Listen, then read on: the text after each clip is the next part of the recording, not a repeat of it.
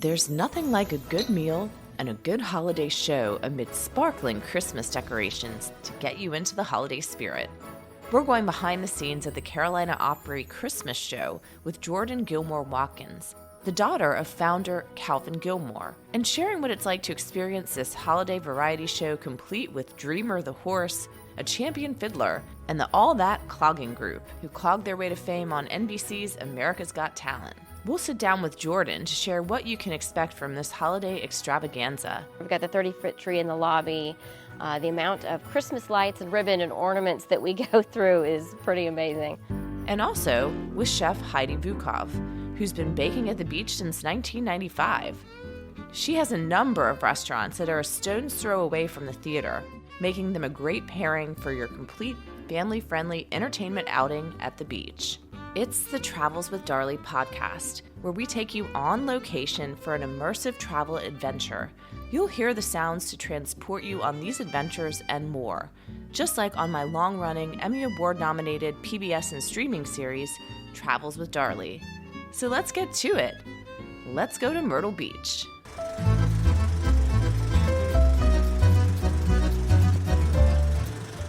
I went to the Carolina Opry when I was a child growing up in Myrtle Beach, South Carolina. I remember the grandeur of the theater that's located just off of North Kings Highway and Business 17. One of my school friends' mom had gotten us tickets, and we dressed up for the occasion. As a child who loved live theater, it was a real treat. A theater experience that has stood the test of time, the Carolina Opry has been around since 1986. I went home for the holiday season to revisit the Carolina Opry and other attractions, and I'm excited to take you with me for the adventure.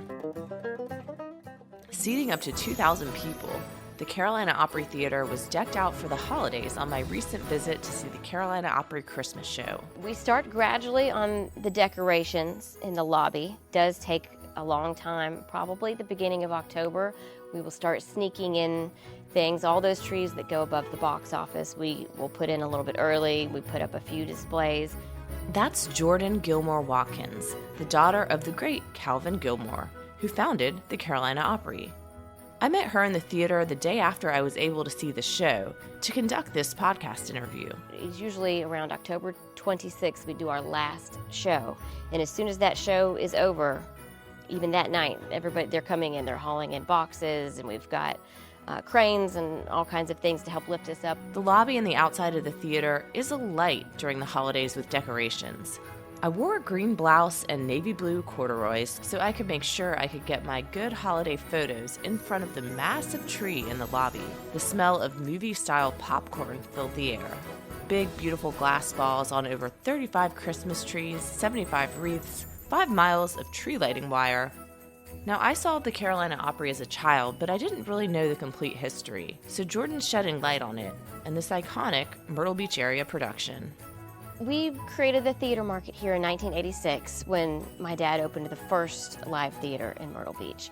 He had been to Myrtle Beach before, and it was already a tourist market, lots of things for families to do in the daytime, the beach and amusement parks, putt-putt, but he could see that there was kind of a void for families at night. So, and he had always wanted to be an entertainer, but by that time he had kids, didn't want to go out on the road, so he decided to open up a show and bring it here. So he opened that in 1986. People were a little mystified by exactly what it was going to be, because it wasn't going to be a bar scene. It wasn't going to be that type of live music. But when it opened, it started to fill up immediately. Somewhere near Christmas, they said, why don't we just try a Christmas show? So one weekend, I think they just set up 3 shows, and those did so well that they added a few more weekends. And now here, 40 years later, we start the Christmas show November 1st. And if it wasn't for Halloween, we may start it sooner. The beginning of the show starts out with traditional carols and a hauntingly beautiful rendition of Carol of the Bells played on a violin.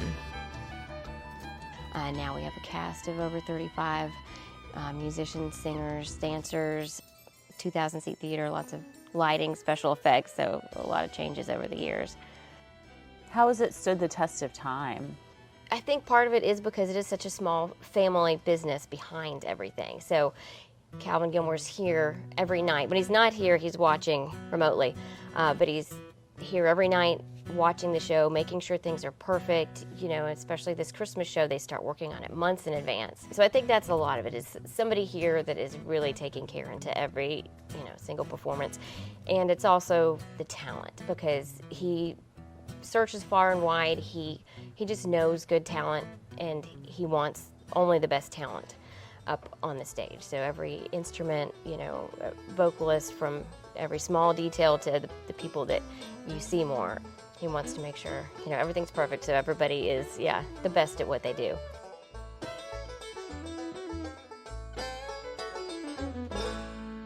And it is a big production, because we saw it last night. We had a horse come on stage, and then there's banjo playing and all types of different musical instruments, different dancing, different costumes, a lot of bling happening. I saw bling shoes happening. Moses has some great shoes. I don't know if you were talking about his shoes or the lady shoes, but he has some great shoes too.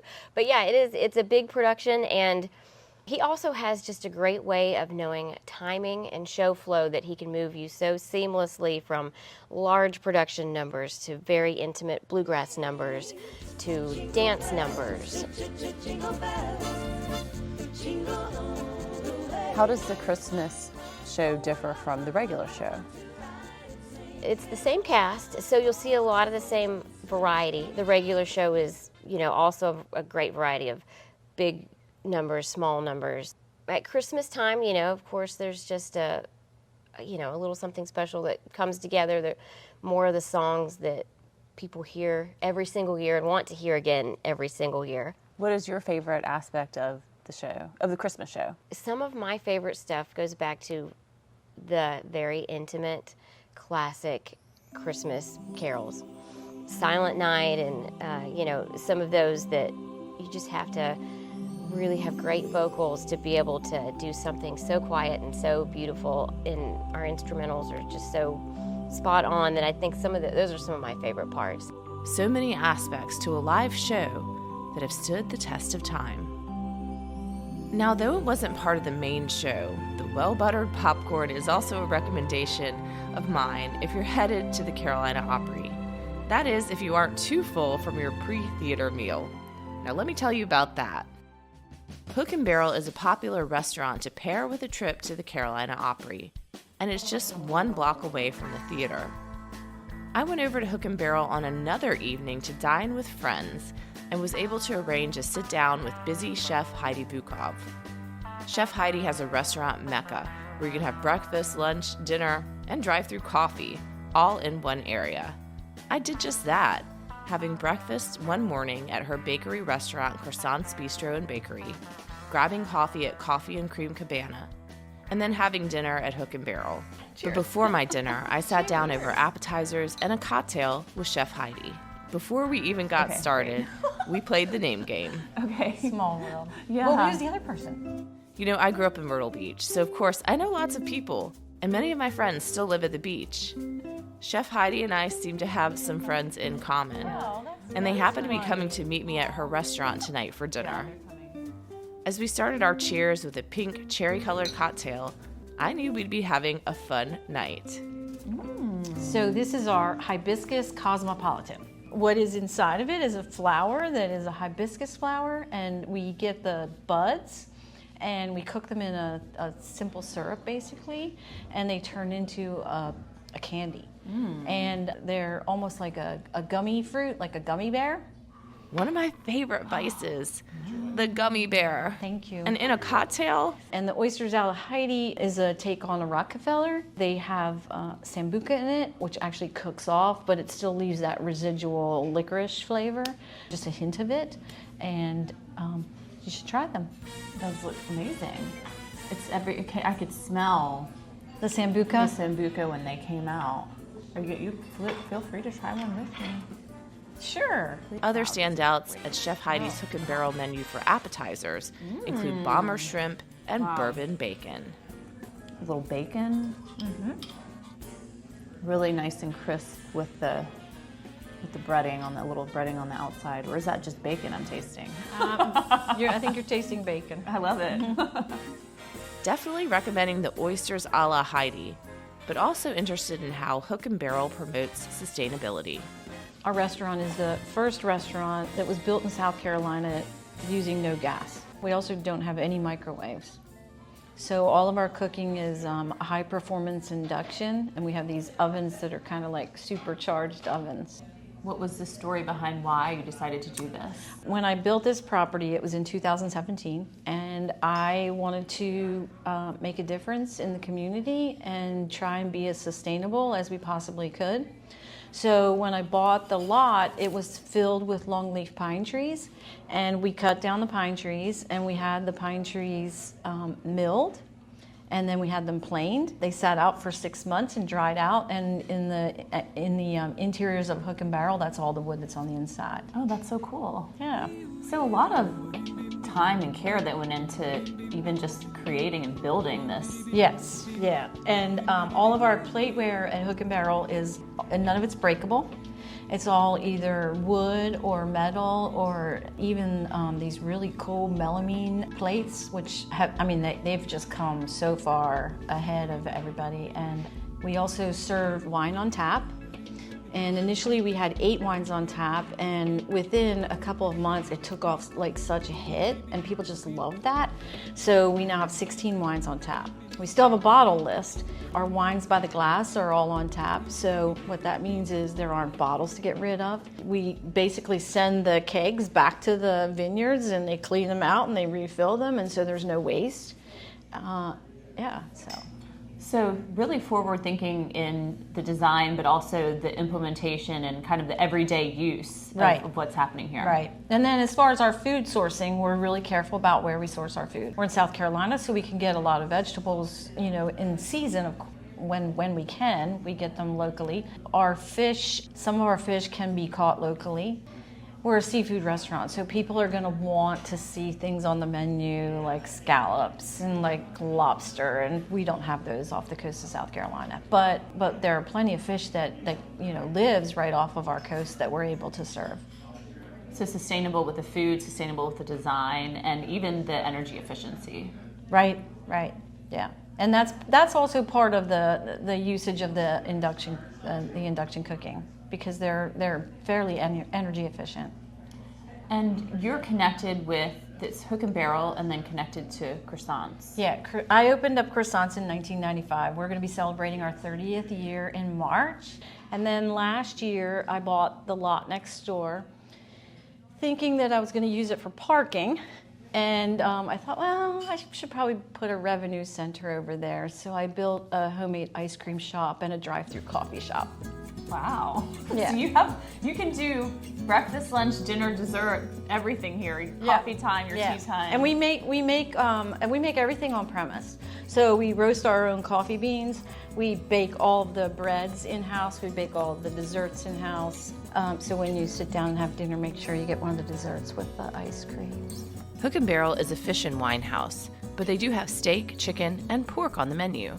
What is your favorite menu item? Is it like choosing a child? It really depends on what I'm in the mood for, to be honest with you. We have this chicken that we call super sexy chicken. It's not what it's called on the menu, but that's what we call it in the back of the house, because it's really super sexy. It's just comfort food, and served with mashed potatoes and carrots, and it's just like grandma's house. We also have scallops on the menu, and they're really good. After my drinks and appetizers, I leave busy Chef Heidi and meet 2 high school girlfriends inside Hook and Barrel to try more of Heidi's creations, diving into the bourbon bacon, bomber shrimp, and seared scallops with celery puree, sautéed kale, roasted mushrooms, and more bacon. Admiring the beautiful, warm wooden interiors of Heidi's sustainable venue, where friends come together with strangers and eat really good food. Thanks for joining me for dinner and a show in South Carolina.